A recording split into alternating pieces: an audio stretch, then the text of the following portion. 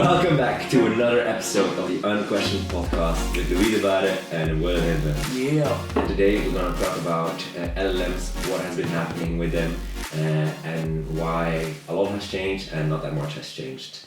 But first of all, I would want to tell a little story of me and Louis. Yesterday we went to get some sushi as like a little gathering with friends. But once we got there, it was actually vegan sushi. And I was want to know, Louis, how did you experience the vegan sushi? It was one of my interns that invited us. It was really nice over there, but how was the vegan sushi compared to the normal sushi? Yeah, it was great. I wouldn't have been able to tell, which occasionally happens. My sister is also vegan, and we went to get 100% vegan pizza with the team as well. Okay.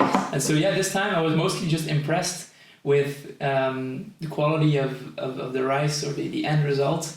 The sticky rice is always the tricky part. So I was just looking at the professional setup. We even fried some rolls. I actually honestly couldn't tell. I think it was the people, the food, but mainly as well the setting, because it was very funny. We were at the apartment of Alex, and we had to bring all the sushi to his roof, because he said he had like somewhere in the roof where there's a couple of chairs where we could sit, and we went with the elevator to like 5 floors up. We went to like 7 different hallways, different plots, and suddenly there was a little door, and once we entered we had like a beautiful overview over the whole skyline of Ghent in Belgium, and was just seeing the sunset was quite an amazing sight to eat some vegan for sure sushi.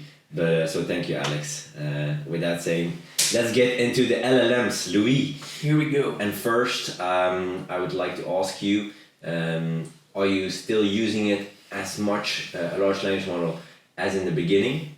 What are you using it for? And what are you maybe not using it for? I would want to know. Yes, the state of LLMs today. I'm not using it as much as I could, I think, especially on the invisible side. Mm-hmm. So, for example, every time you make a network request, in your browser, that goes through HTTP and security and all these layers you don't see. And I don't think many services are using LLMs on the back end yet. Mm-hmm. Because in the future we won't be able to tell if a human is doing something or if it's a large language model, an AI. And so mostly it's still ChatGPT for me. It's me having to go out of my way to go to OpenAI's website, mm-hmm. and not many competitors that I know of. So it's mostly just replaced my Google search. Mm-hmm.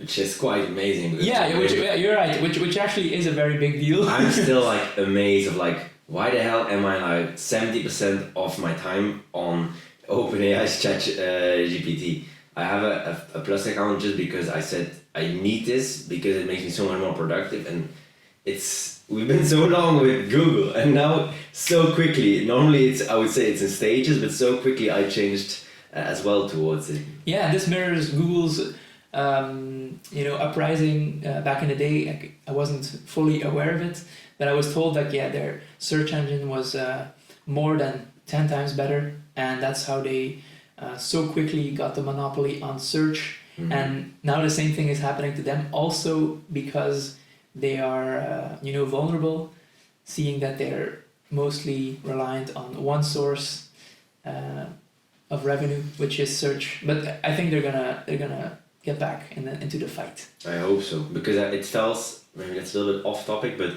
it feels like the big giants in tech are losing a little bit. What I mean by that is, first of all, Google now with large language model, but as well Facebook towards TikTok and other types of social media. It's kind of the people that really want something new, and I don't know, I would say it's very exciting. But what I would want to add to that is that there hasn't been that much adoption yet in big companies using it, for example, into their existing code base or existing services yet. Do you think that? No, or us even in our process. There's so much hype, and I feel like the hype is there's real legs. It's substantiated hype, but it's still hype. Our podcast is still being done by a human, and if we could, we would sorry Olivier, but we would automate that part out to get them out the door faster. And not having to bother my brother with it.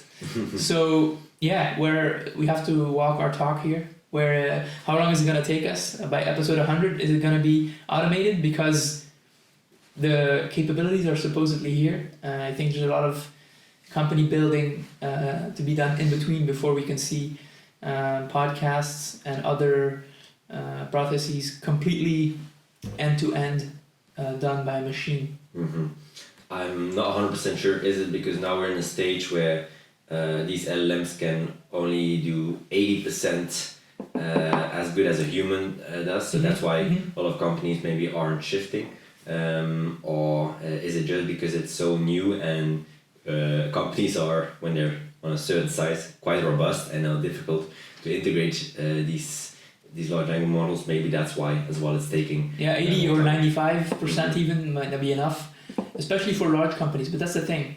If it was new and if it was possible, then the small players with enough time, like us, would have a demo. And still, we experiment a little bit, but not much is there. And I think we just have to remember, with PayPal back in the day, the tech was there, the tools were there, but they still had to do a lot of work, even outside of fraud prevention, to build this whole infrastructure. And PayPal is still a monster business today. So we shouldn't underestimate the not the latency, but just how long it takes, the friction that it takes in order for the industry to adopt and also consumers. Yeah, but what I was gonna add, what you said in the beginning as well, it's massive opportunity now for young startups to get a really cool demo out that uses this technology and then start taking market share of the big players. This is maybe a little insight. We don't have that many listeners yet, but for example, we as well are internally using it for our photo book business, because part of our software is I want to create a beautiful photo book for a friend or a colleague or for myself. And we're using text to design a bit, or prompt to design. So you can say, make a photo book of all my photos of my holiday friends with my family, and then it generates a full book where you can adjust it. And that's an example of a big company has a lot of technical depth in the photo book business who can't do, but we were starting from scratch, we can do.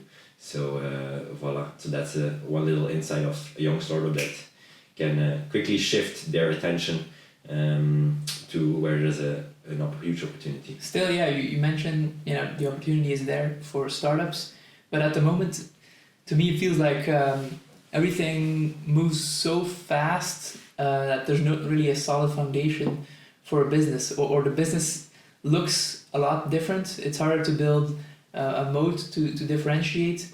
So it really feels like you're not building on a solid foundation, because you could be disrupted just in a matter of weeks. So it's not clear also what the business model will be. Will there still be a business model that resembles anything we've seen before? It's hard to tell, because you have to ask yourself, what can my company do that somebody with ChatGPT 5 and enough time cannot do with just ChatGPT 5? And a lot of times it's hard to answer that question. So unless you have proprietary data, which is something for the large players, or you're very, very niche, I don't know, what do you think? Yeah, because I'm thinking the same thing, because for example, when you offer a service and you use these models of OpenAI, as well the next version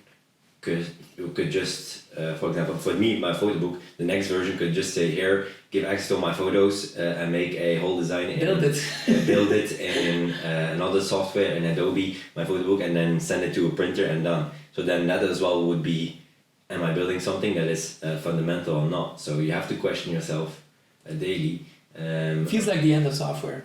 I mean, it is. I think I truly believe it is the end of software. To quote Mark Andreessen, software is eating the world, or software is eating work. But now AI is actually eating software. So building software, replacing legacy implementations with new ones is so much easier now. It's true. It's hard to maybe there's only going to be just a bunch of really smart protocols, and the need for software or for custom software is going to go away. It's just a lot of unknowns. Yeah, it's true. It is kind of the wild west currently, and you either have to get it out there, your service, your particular, like you said, based on an exact problem that people are having, and instead of, because these models, they aren't general yet, GPT-4 or maybe 5, they won't be an everything fixer, a real general AI. But even without that, I'm talking about the dumb LLMs that don't really have creativity or even reasoning like a human. Even with the state of affairs as it is today, Google's current CEO Sundar Pichai was exaggerating, in my opinion, when he said that the impact is going to be bigger than fire and electricity. Or maybe he was talking about more advanced AI there. But I do think it's such a fundamental societal shift. We haven't even seen the end of it. Far from it. We're at the beginning, and I'm a hardcore capitalist, but it could even mean the end of capitalism for me. That's how profound the change could be. I just don't see how I can build a sustainable business. So it's just so profound. It feels incredible. But if I really zoom out, as the last thing I would say, it is that this kind of models, it can replace every human, and like we said a couple of episodes before, it's only the really original thinking of the human that can make a difference. But they have to find a way to monetize.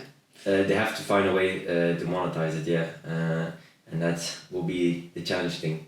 Because I'm thinking there will be original thinkers, and original thinkers then can set their army of LLMs or of robots to work, and then be able to monetize it into a service or a product in the real world. But a person that is, for example, doesn't have any original thinking, then that service won't be that valuable, because anyone in the world can create that kind of by probably one prompt. Definitely. It's hard to see how what form things will take, but I'm not necessarily thinking in business terms. Again, that's what I meant by the end of capitalism. It could be that we get rewarded in a different way. That's just how crazy things could get. Let's see. A massive shift, and then probably that's why like Elon Musk and big players are a little bit scared about how the future is gonna go, and that we don't go too fast, that we're not too late. But okay. But on a positive note, yes, we love large language models. They're gonna change the world, and as well, we're gonna start using it more and more, I think, in our daily life, and let's hope that the big companies as well. Well, let's see. Let's make our bet for episode 100. Just the two of us, no other tools. Just the press of a button. With the press of a button, we'll shout out to Olivier, our editor.